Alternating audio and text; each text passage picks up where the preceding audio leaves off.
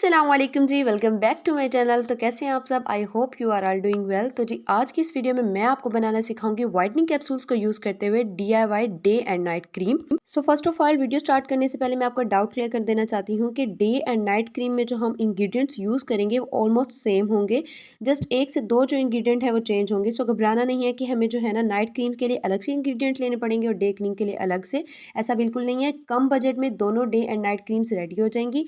Just मेरी recommendation पे एक दफ़ा इसे बना के और अप्लाई करके देखें। बिलीव भी बहुत बेस्ट रिजल्ट्स हैं इसके। मैं गारंटी के साथ कहती हूँ कि 5 डेज़ में जस्ट आपको 5 डेज़ में इसके रिजल्ट मिलना स्टार्ट हो जाएंगे। अच्छा गौर से सुने और समझें। जस्ट 5 डेज़ में रिजल्ट मिलना स्टार्ट होंगे, ना कि 5 डेज़ में आप गोरे चिट्टे अंग्रेज बन जाएंगे।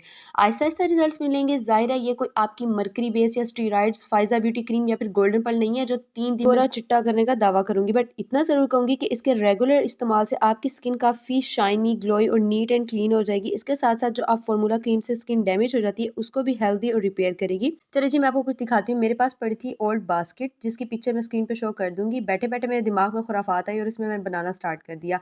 चलिए जी इसमें वाइटनिंग कैप्सूल ऐड कर देते हैं ताकि मुझे वीडियो बनाने में और आपको देखने में मजा आए। कमेंट्स में बताइएगा कि आपको कैसी लगी और फुल वीडियो में ये हमारे साथ रहेगी। तो जी वीडियो स्टार्ट कर लेते हैं, बातें बहुत ज़्यादा हो गई हैं।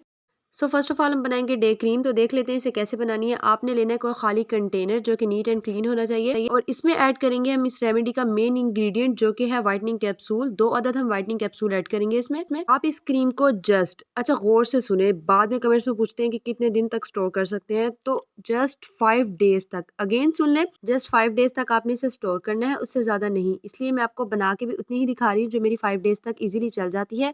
तो मैं इसी कंटेनर में बनाती हूँ 5 डेज तक यूज़ करके। अगेन मैं इसको वॉश करके यूज़ कर लेती हूँ। उसके बाद जी आपने सेकंड नंबर पे ऐड करनी है एलोवेरा जेल। अच्छा एलोवेरा जेल आपने मार्केट वाला ऐड करना है, नेचुरल ऐड नहीं करना है इसमें। अच्छा मैं इसको बनाती रहती हूँ तो मुझे क्वांटिटी का आइडिया है, मैं डायरेक्टली इसमें ऐड करी, लेकिन आपको मेजरमेंट बता देती हूँ। आपने 1 टेबल स्पून इसमें एलोवेरा जेल का ऐड करना है। उसके बाद जी आपने ले लेना है आलमंड ऑयल। या आलमंड ऑयल जो है ना हमारी स्किन को ब्राइटन अप करने में, लाइटन करने में बेस्ट वर्क करता है। चाहे आपकी ड्राई है स्किन या ऑयली है, आपने इसमें मस्ट ऐड करना है इसे। आप अपनी 99% कोशिश करें कि आलमंड ऑयल ही इसमें ऐड करें, वरना आप इसकी जगह ऑलिव ऑयल भी ऐड कर सकते हैं। 4 टू 5 ड्रॉप्स आपने आलमंड ऑयल के इसमें ऐड करने हैं। अच्छा जी लास्ट में आपने ऐड कर देना है विटामिन ई का कैप्सूल। अच्छा यहाँ बात जो है ना गौर से सुनने और समझने वाली है। अगर आप इस क्रीम को विंटर सीजन में बना रहे हैं तो ऑयली स्किन वाले इसमें 1 विटामिन ई के कैप्सूल ऐड करेंगे और ड्राई स्किन वाले जो है ना 2 विटामिन ई का कैप्सूल ऐड करेंगे। लेकिन अगर इसे समर सीजन में यानी कि गर्मी के मौसम में बना रहे हैं तो ऑयली स्किन वाले इसमें विटामिन ई कैप्सूल ऐड नहीं करेंगे और ड्राई स्किन वाले जो है ना जिनकी एक्सट्रीमली ड्राई स्किन है वो विटामिन ई का 1 अदद कैप्सूल ऐड करेंगे। आई होप कि आपको समझ आ गई होगी। अगर फिर भी समझ नहीं आई तो कमेंट्स में मुझे अपनी स्किन टाइप बता दीजिएगा, मैं बता दूंगी कितने कैप्सूल ऐड करने हैं। उसके बाद जी ये है ऑप्शनल, अगर आपके पास सेफ्रॉन है तो आप इसमें ऐड कर दें, इसके बहुत अच्छे रिजल्ट्स मिलते हैं। अगर नहीं है तो कोई बात नहीं, आप इसे स्किप भी कर सकते हैं। सेफ्रॉन को इस क्रीम में ऐड करने की एक बड़ी वजह ये है कि सेफ्रॉन की ये बात मुझे बहुत अच्छी लगती है, जिसकी वजह से मैं इसे लाजमी ऐड करती हूँ कि जब तक हम इस क्रीम को यूज़ करते हैं तब तक तो हमें रिजल्ट्स बहुत आउट क्लास मिलते ही हैं।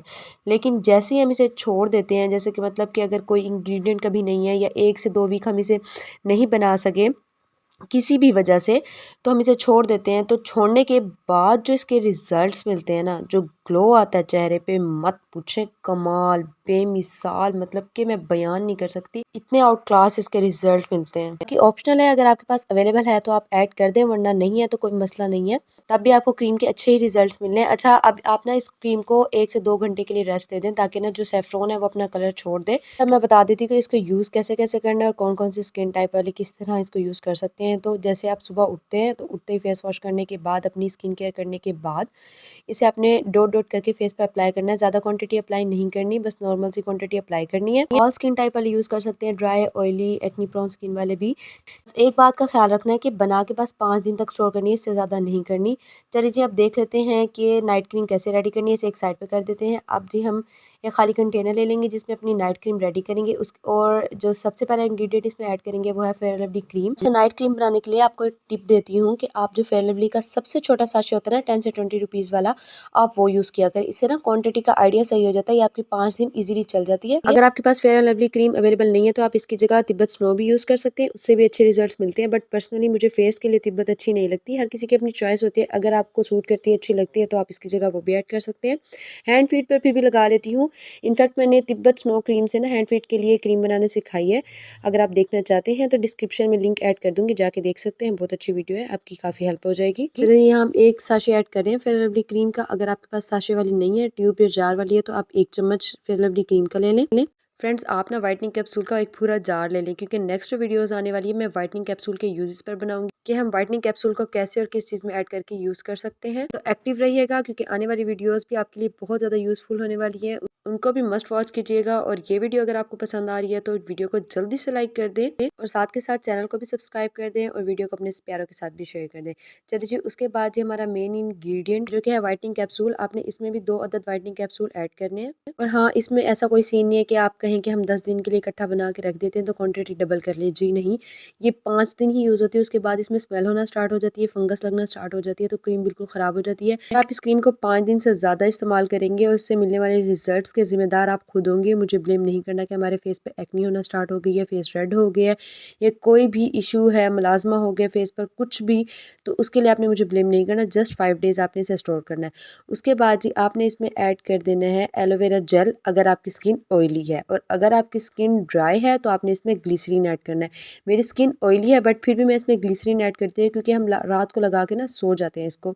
और मैं इस क्रीम में ग्लिसरीन इसलिए ऐड करती हूँ क्योंकि ग्लिसरीन में नेचुरली हियालुरोनिक एसिड पाया जाता है, जो हमारी स्किन को लाइटन अप करने, ब्राइटन करने और स्मूथ करने में हेल्प करता है। अगर आप ग्लिसरीन ऐड नहीं करना चाहते तो आपकी अपनी मर्जी, आप इसकी जगह एलोवेरा जेल भी ऐड कर सकते हैं। अच्छा, लास्ट इंग्रेडिएंट डालने से पहले ना हमने इन चीज़ों को अच्छे से मिक्स कर लेना है, क्योंकि अगर हम जो लास्ट इंग्रेडिएंट ऐड करेंगे ना मिक्स नहीं किया होगा पहले से ही, तो वो मुश्किल हो जाएगी हमें इसे मिक्स करने में। तो जी अब मैंने मिक्स कर लिया, तो उसके बाद जब इसमें लास्ट इंग्रेडिएंट ऐड करेंगे वैसलीन। अगर आप विंटर्स में इसे बना रहे हैं तो वैसलीन ऐड करेंगे, और अगर आप इसे समर्स में बना रहे हैं तो आप कोई भी मॉइस्चराइज़र इसमें ऐड कर सकते हैं। मैं विंटर्स में बना रही हूँ तो मैं इसमें वैसलीन ऐड करूँगी। ये वैसलीन और जो ग्लिसरीन है ना, इन्हें आप बिछड़े हुए भाई कह लें। और जब ये बिछड़े हुए भाई जो है ना मिलते हैं ना आपस में, तो इनके जो रिजल्ट्स मिलते हैं ना, मत पूछो। बहुत ही कमाल। आप ट्राई करें, आप सिंपल वैसलीन और ग्लिसरीन को ट्राई करें ना, आपकी स्किन बहुत ज़्यादा ग्लोई, शाइनी और ना मतलब एक अलग सा ग्लो आ जाएगा उस पे। बहुत ही स्मूथ सी हो जाती है। इन दोनों के जो हमारी स्किन के लिए बेनिफिट्स हैं ना वो सेम है, बट जब हम इसे मिक्स कर देते हैं ना उसके बाद जो ये कमाल दिखाते हैं ना, मार्केट का महँगा प्रोडक्ट भी है ना, तो वो भी ऐसा कमाल नहीं दिखाता जो ये दोनों मिलके कमाल दिखाते हैं हमारी स्किन के लिए। चलिए, आपने इन सब चीज़ों को अच्छे से मिक्स कर लेना। उसके बाद ना आपने नाइट में फेस वॉश करने के बाद, अपनी इस तमाम स्किन केयर रूटीन करने के बाद इसे आपने लास्ट में अप्लाई कर लेना अपने फेस पे। और सुबह उठ के सिंपली फेस वॉश करने के बाद, जो स्किन केयर रूटीन करने के बाद आपने ये डे क्रीम लगा लेनी है।